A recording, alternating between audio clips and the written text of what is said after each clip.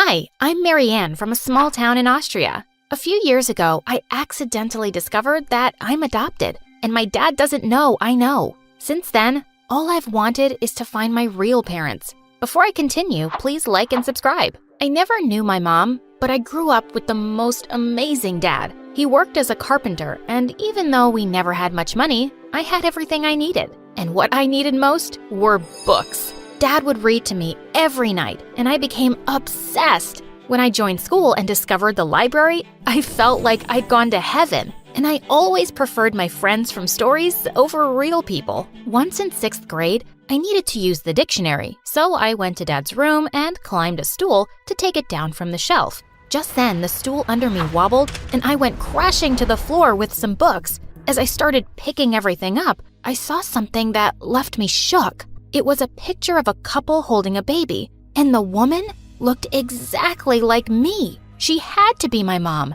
and the man next to her was my real dad? I turned the picture over, and all it said was Vienna 2005. That was my birth year. Were my real parents in Vienna? I snuck the picture into my pocket. Dad had kept it a secret, and I had to know why. I was waiting to confront Dad that evening, but he didn't come home. Hours passed, and he wouldn't even pick up his phone. Just then, there was a loud knock on the door, and it was Dad's friends from work, bringing him on a wheelchair. Oh my God, Dad, what happened? He'd had a terrible fall at work and wasn't allowed to walk for months. And even after he fully recovered, he had a permanent limp now. I put aside all thoughts of confronting him about my real parents. I didn't want to make things harder for him. Once in the 8th grade, I'd gone with Dad to the market when suddenly he got a cramp in his leg and lost his balance. He went crashing straight into a wealthy-looking man who in turn fell onto a food seller's stall, bringing down the whole thing with him. As I helped Dad up, the wealthy man turned to him furiously. "You blind, ignorant man! Look what you've done! My suit is ruined! Do you know what it costs? More than your house, I'm sure!" Don't talk to my father like that! He didn't do it intentionally! He has an injured leg! So why is this cripple going around causing trouble for everyone else? I want the money for my suit! You may have all the wealth in the world, sir, but you certainly don't have any compassion. My father's ailments is something he can't help. But what's your excuse for your cold, unfeeling, dead heart? Hey, kid, just shut up and... But just then, a rich-looking lady stepped forward. Don't talk like that to the child. Will this solve your problem? She waved a thick bundle of cash in his face. In 2 seconds, the man's anger was gone. The rich lady even gave money to the stall owner, and she offered to take me and Dad home. We invited her in, and soon after, she said something completely unexpected. I'm so impressed with you, Marianne. And this might sound strange, but would you like to come live with me in Vienna? I would love to send you to a really good school. Vienna? That's where my real parents were from. This was my chance to look for them. She even said she'd hire Dad as a handyman on her estate. I was really eager to go, and within a week, we'd packed up our lives and moved. The lady's estate was 5 times larger than my school, and Dad and I were given a small cottage to live in. And just a few days later, the lady told me I'd be joining her daughter's school. On my first day, as I walked up to the lady's car, a girl suddenly pushed me aside. Ooh, maid, where do you think you're going? Go clean something. Where are your manners, Lisa? This is the amazing girl I told you about, and I'd like you two to be friends. Oh, she's your charity case? She looks like her only friends would be cows and baby goats. And what is so distasteful about being friends with such lovely creatures, may I ask? No, you may not ask me anything. Who talks like that, freak? She got in and slammed the door shut. I just stayed silent during the ride, but then suddenly, Lisa made the driver stop. I'm not gonna be seen with you. You can walk the last few blocks. She pushed me out and drove off. What a witch! Just as I was crossing the road, a sports car came speeding and stopped inches away from me. A cute boy stepped out from the back seat and shouted, "Hey, watch where you're going, loser." Wow, who were these people? Turns out the jerk was in my class along with Lisa. I could see them all looking me up and down, but I just ignored them. Later at recess, I sat alone reading. The boy took a seat at my table with his friends behind him. I don't think I introduced myself before. I'm Vincent. What's your name? You can call me whatever you like. After all, what's in a name? Huh? What are you saying? Would a rose smell less sweet if it was named garbage? Would a fire not burn us if it was called a flower? Would I be less annoyed by you if my name wasn't Marianne? The answer is no. Why are you talking like that, weirdo? So, your name's Marianne? That's kind of pretty. You don't need to remember it. I don't think we'll have much to do with each other. And with that, I just left. Aw, poor Vincent. How does it feel to be rejected by a girl? Oh, please. I just need a little time with her, and she'll be head over heels in love. I can work my magic on any girl. Well, I'm not so sure about this one. Challenge accepted. It was no surprise that Vincent and Lisa were best friends, and their gang was the meanest bunch of kids around. I'd see them picking on smaller kids at recess or poking fun at their classmates. They didn't even spare the teachers. So I was horrified when the physics teacher announced that I'd be paired with Vincent for a project. But he looked delighted. I tried ignoring him and was reading the science book to figure out something when suddenly he snatched it from me. Why are you always staring at a book when you could be looking at more beautiful things? Like me. I don't have time for your nonsense, Vincent. Give that back. Okay, but only if you agree to go out with me. I'd rather jump off a cliff. Wrong answer. And with that, he ripped some pages out and threw the book in the trash bin. What is the matter with you? Don't you have any respect for anyone or anything? God, you're such an imbecile. Why do you use such strange words? An what now? An imbecile. It means a fool, an idiot, a dummy, a moron. I pushed him away and he went crashing into our half-finished project, but I didn't even care. There was no way I was working with him. A few days later, I was walking back home when suddenly it started to pour heavily. As I dashed through the rain, a car stopped me, and Vincent rolled down the window. Hey, you're gonna get sick. Get in the car. I'd rather catch pneumonia. Oh my God. Just get in. Hate me later. Reluctantly, I got in, and a minute later, we were driving up to his gigantic mansion. He quickly led me to the fireplace in the library, and my mouth was just wide open. I've never seen so many books in one place in my whole life. What a treasure this is. Well, you're welcome to take some. I don't read them, and my parents are hardly ever here. I felt a bit sorry for him. That sounded lonely. And suddenly, I remembered something. Oh my God, my parents' picture. I dug through my pockets to find it all wet, and I started flapping it around to dry it. What's that, and why are you acting crazy? It's the only picture I have of my real parents. I told him how I'd discovered it and that I carried it around with me, hoping I'd find them somewhere. I think I could help you with that. My parents know a good private investigator. He could probably track them down. Do you really mean that? That would be amazing. Thank you so much. As we spent some time talking, I felt myself warming up to Vincent. When he walked me out to go home with his driver, I suddenly turned to him. Vincent, why do you act that way in school? What do you mean? I mean, you have everything in the world and you're wasting every opportunity to learn. And all you do is tease and mock other people. I'm sure your life isn't perfect, but that's not an excuse to be the worst version of yourself most of the time. I thought he'd be really mad, but instead, he took my hand. I'm sorry you've only seen the worst of me. I'll try to change that. He kissed me on the cheek before he turned away, and for some reason, I couldn't stop smiling all the way home. As I was walking down to the cottage, Lisa suddenly jumped out from behind a tree. Is that Vincent's car you just got off from? Why? It's none of your business, Lisa. Vincent is very much my business. I know you have a wild imagination, but don't start dreaming that someone like him could ever like you.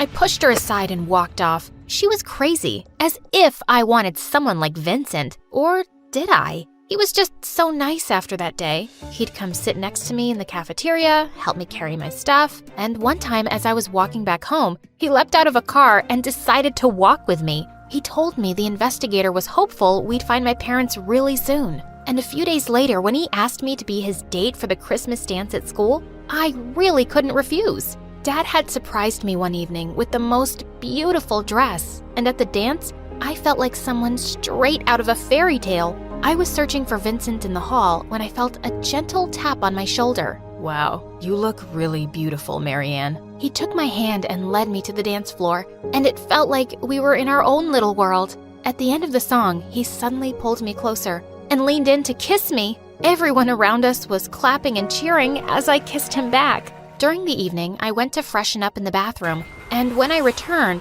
I found Vincent in a corner with Lisa and his friends. Wow, Vincent, you really take a challenge seriously. You said you could make any girl fall for you, and you proved it. That kiss could have fooled even me. Marianne has totally fallen for your Prince Charming act. It's gonna be so much fun when you dump her. That's what I was? A challenge? Vincent looked shocked as they all turned around to see me behind them. No, Marianne, wait. It's not what you... I suddenly slapped him hard. Why did I think you were actually a decent human being? You even pretended to help me find my parents just to convince me that you cared? You're the most vile person I've had the misfortune to meet. I hate you. No, I despise you. I didn't go to school for days. I just didn't want to see anyone's face. But one day, Dad walked into my room holding a package. A boy from your school dropped this, saying it was important. Forgive me for opening it first, but Marianne, you've known about your parents and you've been looking for them? Wait, what? Dad, I'm sorry. I just needed to know. He gave me the package as he sat down on my bed, and I looked through the papers with trembling hands. The first was a newspaper clipping saying my parents were politicians who had been sentenced to prison for 25 years for stealing state funds.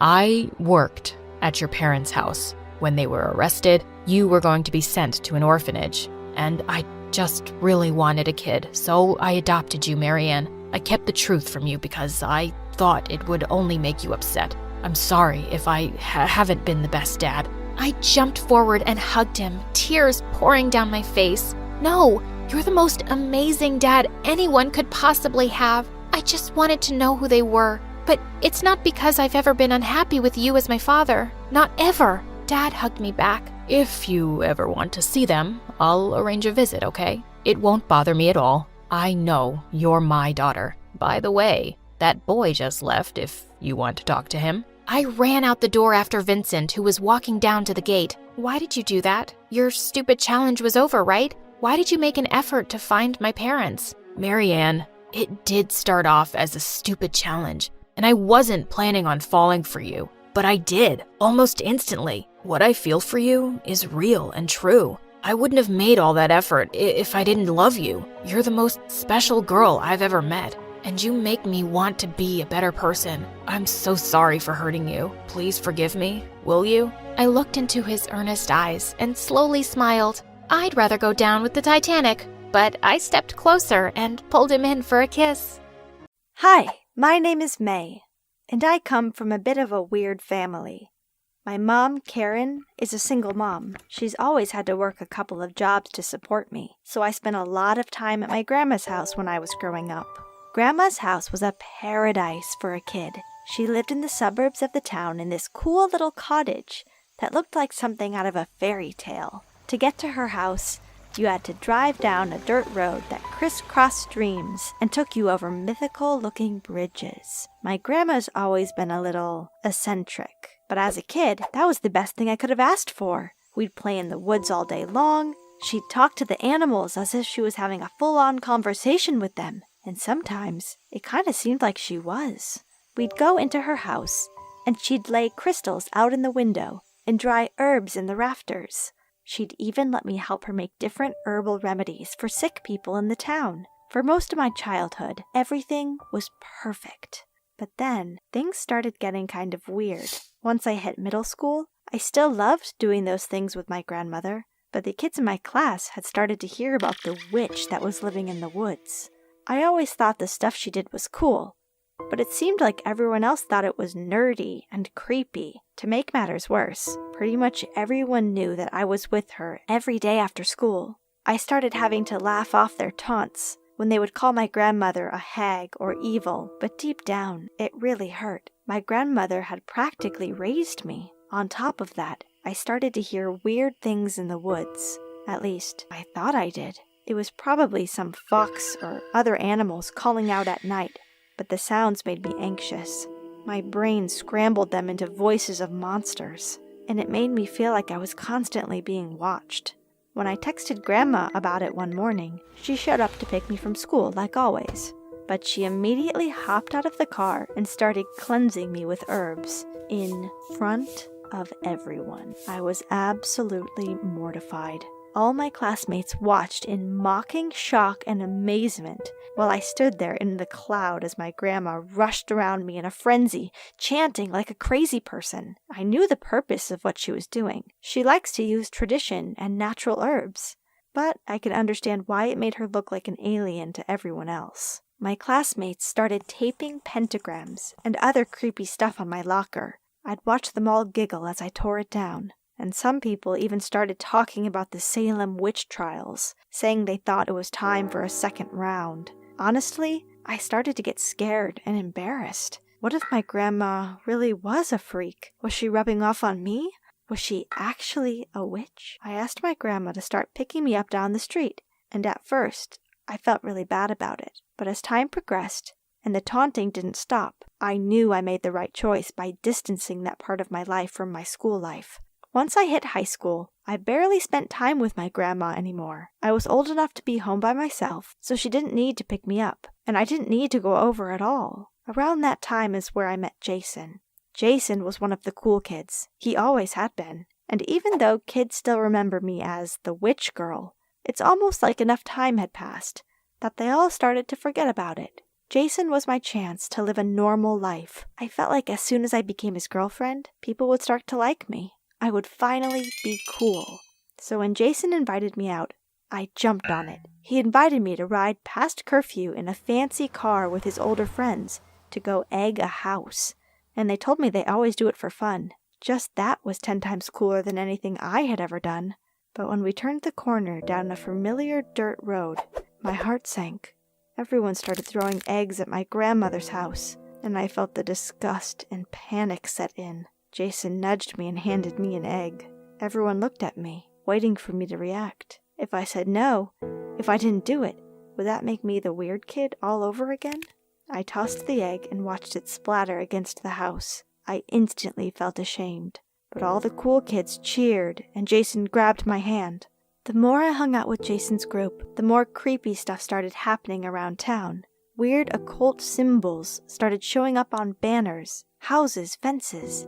It seemed like they were everywhere. On top of that, pets were going missing almost every day. Instantly, everyone was whispering about how the witch at the edge of town was the reason, and I didn't tell them it wasn't. Could it really be my grandma? Once the cops got involved, it seemed like every day I was hearing the blame get placed on my grandma. I tried to avoid talking about it as much as possible. I started ignoring her calls. I tried to divert any conversation my classmates had away from her. I was focusing so much on avoiding it that I never could have expected what would happen during the school play. Opening night, I stepped onto the stage in the lead role and was shocked to see my grandma in the audience. Seeing my grandma and my classmates in the same room instantly made my stomach sick. As the play went on, I couldn't help but notice my classmates and even their parents glancing in her direction. When I announced the intermission, everything fell apart. People started yelling at my grandma, asking why she was taking their pets, why she was leaving her weird symbols all over town. They accused her of sacrificing the animals in some ritual. I stood with my mouth open, shocked and wounded. Could my grandma have done all that? The more the crowd yelled, the more it seemed real to me. My grandma stuttered, tears in her eyes, and asked me to tell them she wasn't a witch. All eyes turned to me and I couldn't do it. In a meek, broken voice, I asked, "Why are you doing this? Why do you have to be such a creep?" In a whirlwind, she ran out of the theater, and I felt my heart sink. Had I really done that to her?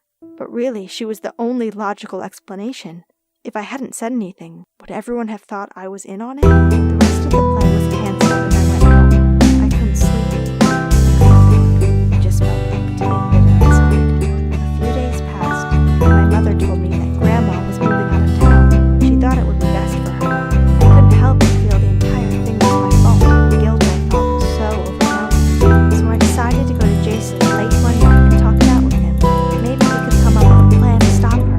A plan to make the townspeople like her. When I arrived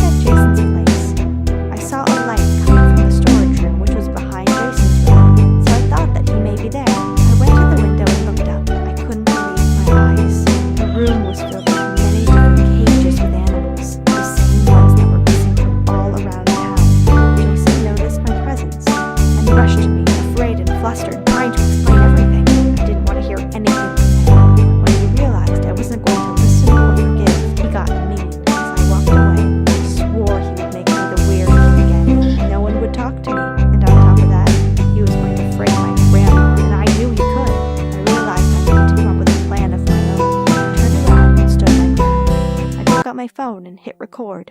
I streamed live to everybody, calling Jason out for pinning his actions on an old woman, for betraying my trust. Person after person joined, disgusted by him.